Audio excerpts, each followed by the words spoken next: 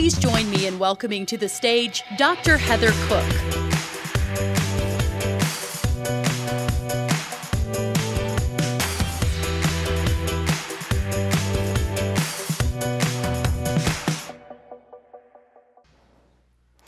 There I was, just staring at my computer screen, numb, not thinking about anything, just realizing I have no idea what I need to do next.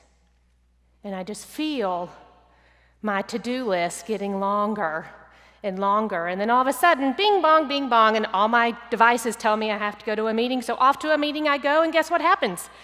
You know, that to-do list gets longer, never shorter.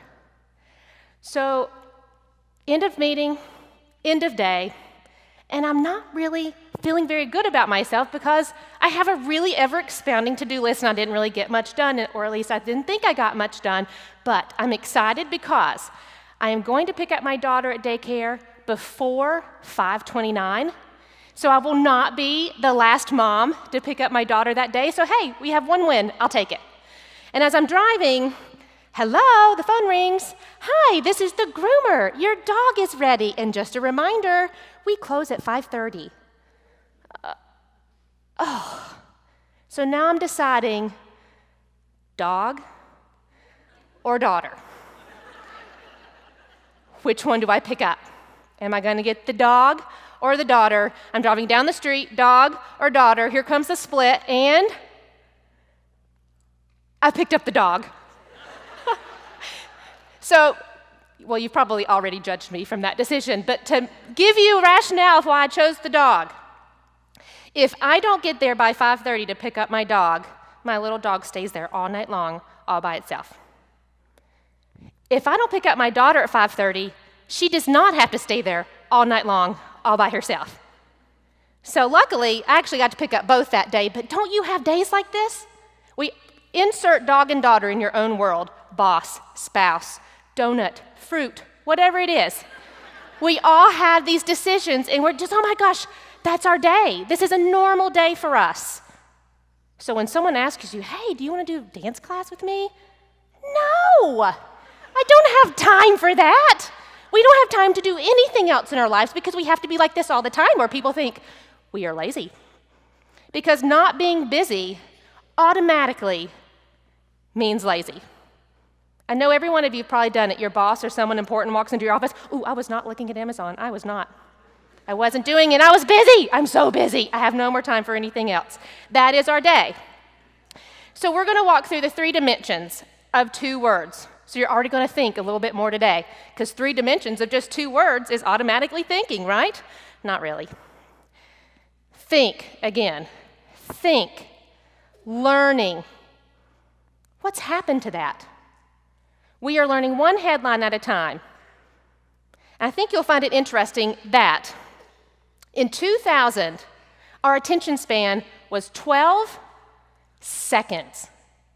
In 2013, it was reduced to 8 seconds. On this trajectory, at some point, we will need a thinking serum where we go, thank you, you now have 15 minutes to think. Use it wisely.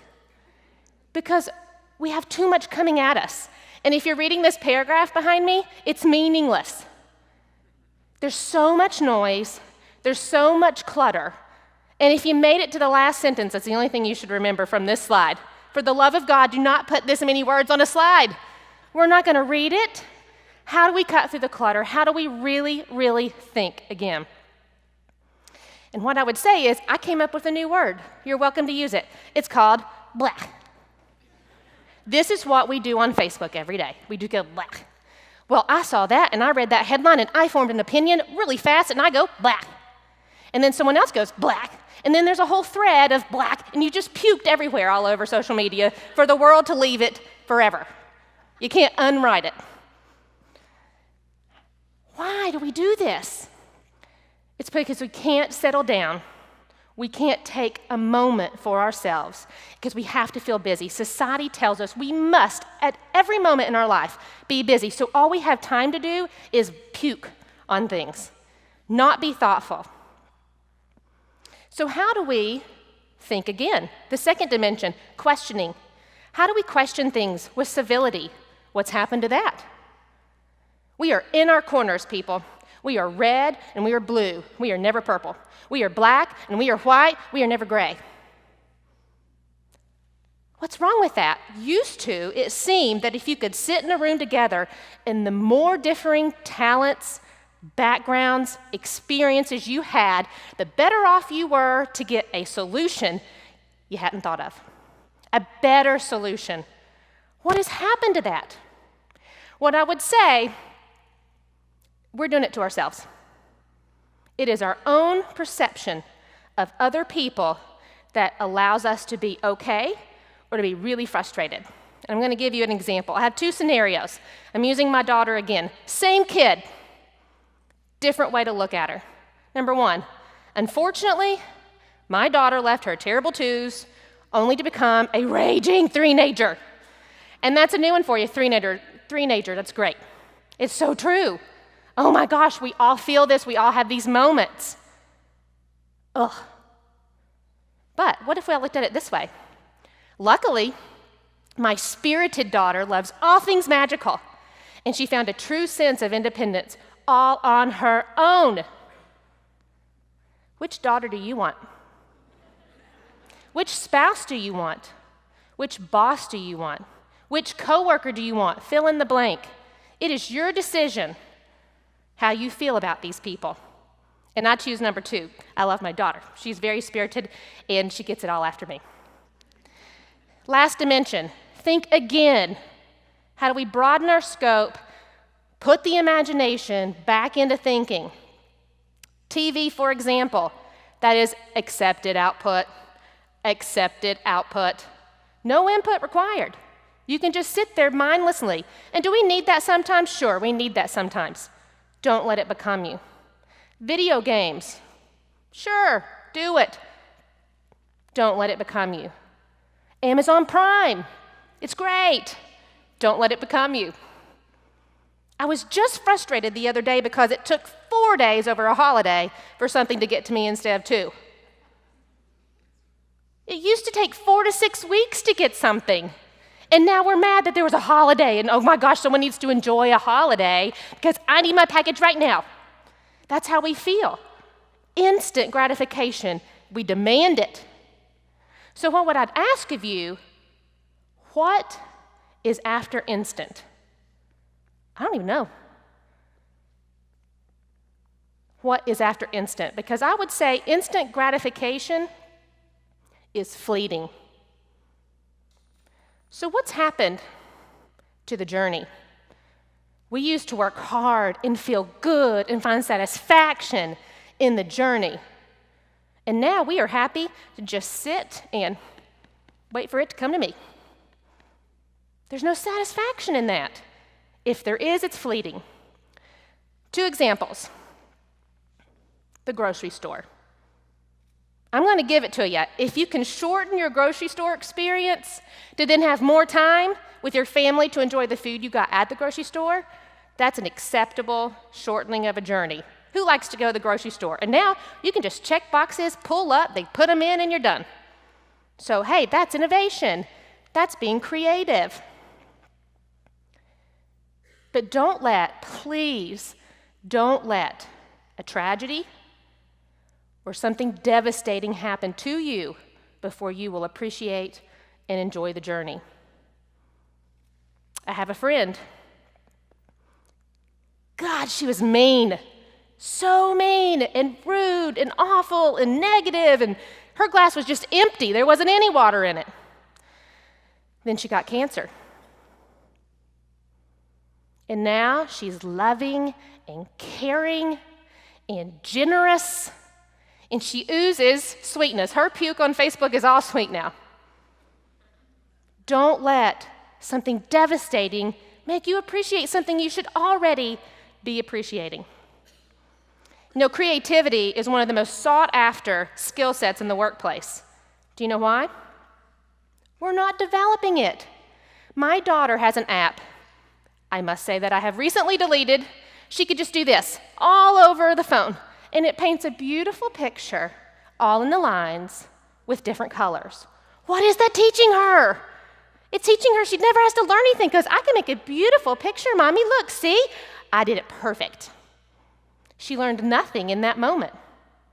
So yes, I'm telling you all these things. I'm telling you to think with depth. I'm telling you to question with civility. I'm telling you to bring back imagination and appreciate the journey. But let's go back to the first thing I said. I don't have time, and I won't give myself time. So how do we create space and not waste in our lives? So there's a Native American proverb about the 4 rooms. In their mind, it is true learning if you walk in all the 4 rooms every day. You must do it every day to be a whole being. And to think about it, if you give yourself this time to become whole, wouldn't you be more productive in everything else you do? Yeah. So just quick examples of how you can do this. Physical. I just did 5 squats standing back there while Brittany was motivating you because I needed some exercise. I wanted to get the juices flowing. You know what? Sometimes when I go in the 1-stall bathroom, I'll do a whole set of squats. Ladies, you can completely add that to your day and not change anything else, right? Or you can drink water or take a multivitamin, get a massage. There are things you can do to walk into that physical room. Emotional. Listen to music you love. I don't know, hang out with people you actually like, not people you're forced to. Spiritual, whatever that means to you. Meditation, prayer, be nice to someone, it feels good. And last, mental, check that off your list, people. You are here today, engaged in learning. So you've walked into the mental room. A couple other things, make a to-do list. Keep a book by your bed. Learn a new word every day. Pick your language. And you're like, well, that's not going to help me meet my bottom line or get where I need to be on time. But it will make you like yourself better. Because what you do? 5 minutes. Give yourself 5 minutes to walk in whatever room you want, whatever room you need to become a whole person. 5 minutes for you. Create space, not waste. And this 5 minutes is not mindless TV watching. It's not buying those cute boots online or whatever the next gadget is. It is purposeful, meaningful time.